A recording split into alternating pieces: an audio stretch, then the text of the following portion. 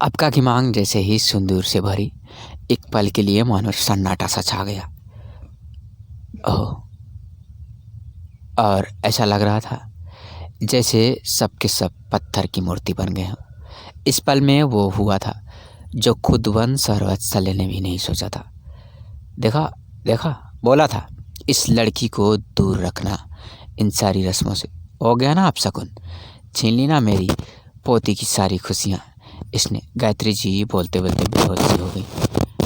तुझे अब हमने अपनी बेटी माना था, तू तू ऐसा कैसे कर सकती है? अबका नंदिनी जी अबका के पास आकर बोली और उस पर हाथ उठा देती हैं, पर वो उसको मार पाए उससे पहले ही वंश उनका हाथ पकड़ लेता है। शिवशेखर जी उसके पास आने के लिए अपने कदम बढ़ाते ही हैं। कोई भी अपनी जगह से नहीं हिलेगा और ना ही कुछ बोलेगा। वंश एक एक शब्द चबा चबा कर बोला। इस पल में अचानक ही मौसम ने भी अपना रुख बदल लिया।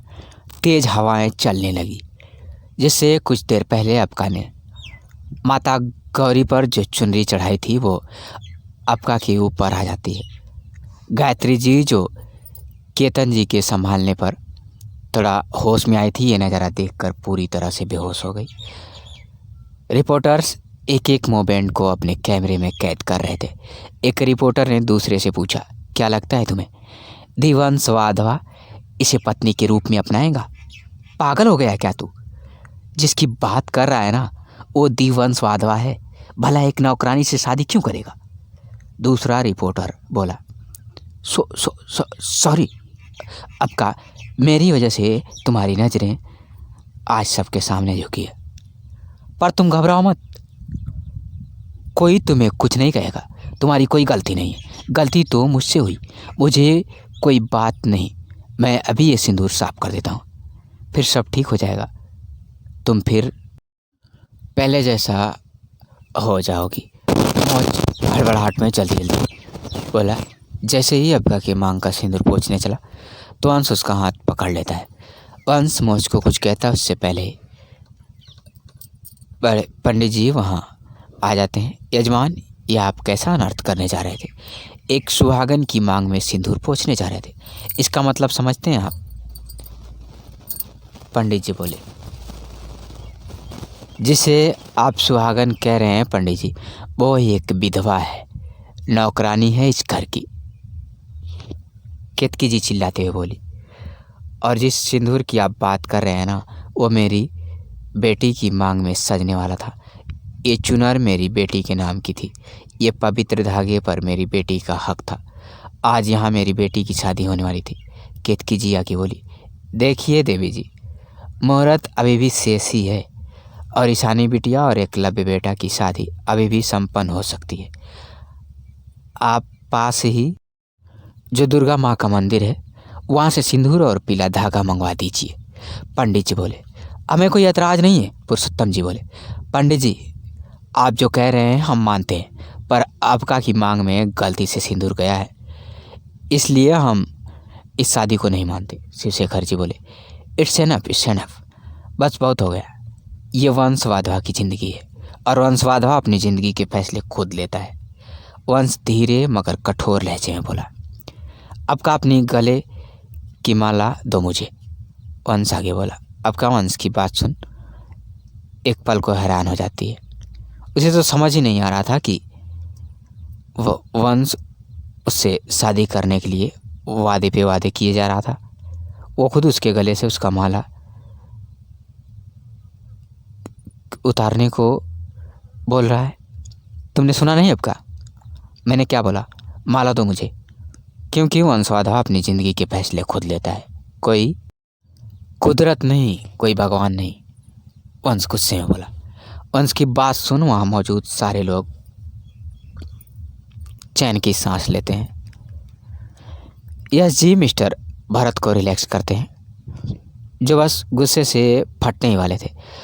मौज भी खुश हो जाता है कि उसकी अबका पर सिर्फ उसका हक है। सिर्फ ओबेरॉय परिवार ही ऐसा था जिसे अबका के लिए बुरा लग रहा था। अबका अपने गले से माला उतार कर वंश के हाथ में रख कर वहाँ से जाने लगती है तो वंश उसका हाथ पकड़ लेता है। मिस अबका वर्मा, अभी मैंने आपको जाने के लिए नहीं बोला, ये बोल वंश अबका को वहाँ पकड़कर पार्वती माता की मूर्ति के पास जाता है और उनकी मांग से सिंदूर लेकर आपका की मांग भर देता है। ये नज़ारा देखकर अभी कुछ पल पहले जिन चेहरे पर मुस्कुराहट आई है, उनके ना सिर्फ चेहरे के रंग उड़े थे बल्कि उनके पैरों तले जमीन ही खिसक गई थी। वंश क्या है ये? चंद्रशेखर जी गुस्से में बोले। इसे शादी कहते हैं जो वंश वाधवा ने अपने पूरे होश हवास में की है। वंश अब क्या के गले में वही माला पहनाते हुए बोला, त्रिश, यहाँ जो कुछ भी हुआ वह कल के किसी भी पेपर में छपा तो इतना बोल। वंश एक नज़र डालता है सारे रिपोर्टर्स पर और अब का हाथ पकड़कर जाने लगता है। और याद रहे कि इस वक्त मेरे साथ जो लड़की है वो मिसेज अब का वंश वाधा है, कोई नौकरानी नहीं। तो कुछ भी बोलने से पहले अच्छे से सोच लेना। इतना बोल वंश जैसे ही अबका का हाथ पकड़कर वहाँ से जाने लगता है। फिर एक बार पीछे मुड़ कर देखता है। किसी के चेहरे में उदासी थी, किसी के चेहरे में उम्मीदों के टूटने का दर्द, किसी से उसका प्यार अलग हुआ था। व्हाट? आप लोग तो ऐसे देख रहे हैं जैसे यहाँ अभी किसी की शादी नहीं हुई हो, कोई तूफान आया है। वंश धीरे से मगर कठोर लहजे में बोला। फिर वंश ने त्रिश की ओर देखा। भला त्रिश कैसे ना समझता कि वंश क्या बोलना चाहता है। त्रिश ने जल्दी से कुछ गार्ड्स बुलाए और मीडिया को वहाँ से बाहर भेज दिया गया। पर उनके कैमरे, उनके फ़ोन्स लेने के बाद अब वहाँ पर सिर्फ ओबेरॉय, वाधवा फैमिली और पंडित जी रह गए थे।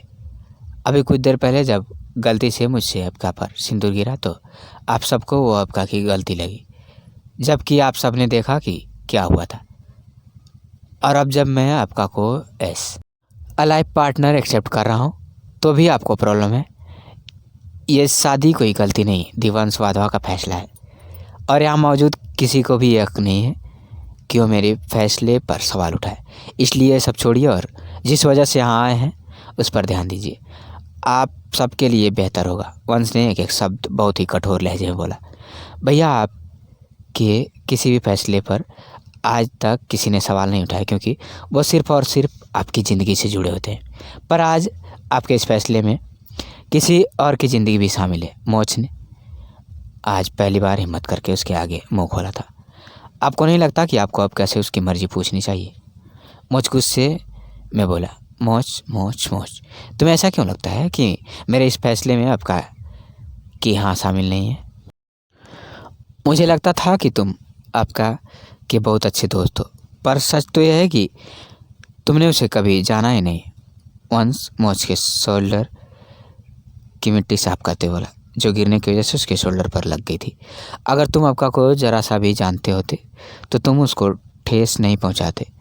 मोच, अगर तुम आपका की ज़िंदगी में वत्सल्य के मायने जानते होते तो उसे उससे दूर करने की तरीके ना ढूंढते होते, उसके लिए होस्ट नहीं ढूंढते होते। अगर तुम आपका को थोड़ा सा भी जानने की कोशिश भी करते, अगर आप में से किसी ने भी आपका के बारे में ज़रा सा भी जानने की कोशिश की होती तो आपको उसकी आंखों में मेरा चेहरा कब का नज़र आ जाता, उसकी खामोशी में मेरा नाम सुनाई दे जाता। वंश सबकी और देख कर बोला। वंश, तुम जिस लड़की की बात कर रहे हो वो एक विधवा है। शिवशेखर जी चिल्लाते हुए बोले। हमने आज तक तुम्हारे हर फैसले का मान रखा, कभी भी तुम पर अपना फैसला नहीं थोपा और तुमने ये सिला दिया हमारे प्यार का, हमारे विश्वास का। शिवशेखर जी थोड़ा हताश होते हुए बोले। तुम जानते हो मेरे लिए मेरी इस घर का मान, इस घर की रिपुटेशन कितना मायने रखती है और आज तुमने उसी को अपने पैरों तले रौंद दिया। फैसला, प्यार, विश्वास। वंश वाधवा की ज़िंदगी इन शब्दों की मोहताज नहीं है। वंश वाधवा अगर चाहे तो एक पल में यहाँ मौजूद लोगों को आईना दिखाकर उनका सच दिखा सकता है। और क्या आप लोग हर वक्त आप लोग अबका को विधवा कहते रहते हो? किसने कहा आपसे कि वो विधवा है? वंश शिवशेखर जी की आंखों में देखकर बोलता है। क्या आपका ने कहा कभी आपसे कि वो एक विधवा है? नहीं ना, तो फिर क्यों? और रही बात प्यार और भरोसे की। और क्या बोला आपने कि आपने कभी अपना फैसला नहीं थोपा मुझ पर। अगर ऐसा है बड़े पापा तो मिस्टर भरद्वाज अपनी बेटी भाविका के साथ यहाँ क्या कर रहे हैं? क्या आपने मेरी शादी फिक्स नहीं की? बड़े पापा, वो भी मुझे बिना बताए, जिसकी आप आज अनाउंसमेंट करने वाले थे, वो भी मुझे बिना बताए। वंश गुस्से में बोला, तुम जो सोच रहे हो ऐसा कुछ नहीं है। हम बस तुम्हारी खुशी चाहते थे। तुम्हें अकेले देख हमें अच्छा नहीं लगता था। अब तुम हमसे तो कभी अपने मन की बात करते नहीं थे। हम बस इतना चाहते थे जो तुम्हें समझे, तुम्हारे साथ कदम से कदम मिलाकर चले, तुम्हारे हर अच्छे बुरे वक्त में तुम्हारे साथ खड़ी रहे।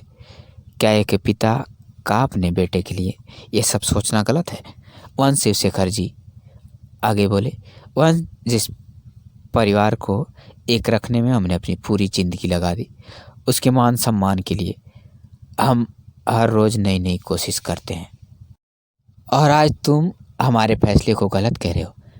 क्या अब हमें अपने बच्चों को जीवन साथी चुनने का भी हक नहीं? चंद्रशेखर जी गुस्से में बोले, सिर्फ तुम्हारी शादी ही तो देखना चाहते थे। चंद्रशेखर जी आगे बोले, अगर ऐसा है तो ये उदासी क्यों दादाजी?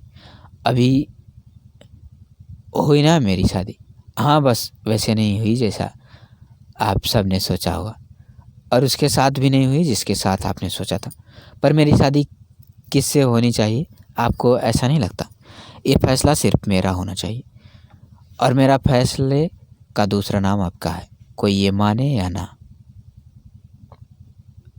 मैं इसमें मुझे कोई फ़र्क नहीं पड़ता।